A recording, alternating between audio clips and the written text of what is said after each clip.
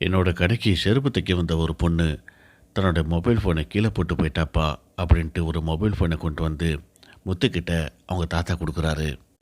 ஒரு கவருக்குள்ளே இருந்த அந்த ஃபோனை சரி தாத்தா நான் பார்த்துக்கிறேன் அப்படின்னு சொல்லிட்டு முத்து வீட்டுக்கு வாங்கிட்டு போகிறாரு. அந்த கவரை பிரித்து மீனா பார்க்குறாங்க.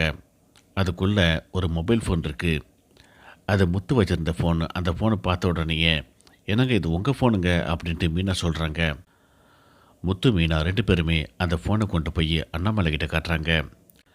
இந்த ஃபோனை யார் வச்சுருந்தா அப்படிங்கிற விஷயத்தை கண்டுபிடிச்சிட்டா யார் அந்த வீடியோவை ரிலீஸ் பண்ணா அப்படிங்கிறதையும் ஈஸியாக கண்டுபிடிச்சிடலாம் அப்படின்ட்டு அண்ணாமலை சொல்கிறாரு.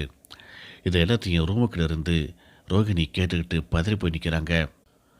ரோகிணியோட ஃப்ரெண்டு வித்யா தான் அந்த மொபைல் ஃபோனை வச்சுருந்தாங்க அப்படிங்கிற உண்மையை முத்து விசாரித்து தெரிஞ்சுக்கிறாரு. முத்து பயங்கர கோபத்தோட வித்யா வீட்டுக்கு போகிறாரு. கதவு தட்டுறாரு. வித்யா கதவை திறந்துட்டு வெளியே வந்து பார்க்குறாங்க. முத்தை பார்த்துட்டு அதிர்ச்சியாக நிற்கிறாங்க.